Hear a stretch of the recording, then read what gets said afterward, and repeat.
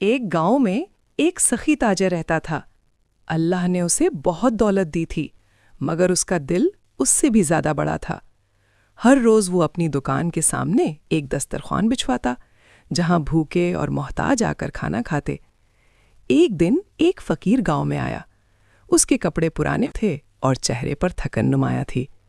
وہ سخی کے پاس آیا اور خاموشی سے کھڑا ہو گیا۔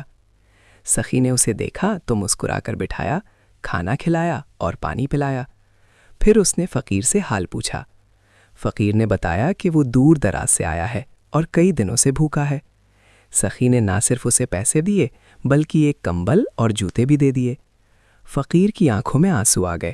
اس نے دعا دی اور کہا کہ اصل دولت مال نہیں بلکہ دوسروں کا درد سمجھنا ہے۔ سخی نے جواب دیا کہ جو اللہ کی مخلوق کی خدمت کرتا ہے، اللہ خود اس کی حفاظت کرتا ہے۔ اس دن گاؤں والوں نے سیکھا کہ سخاوت دل کو روشن کر دیتی ہے۔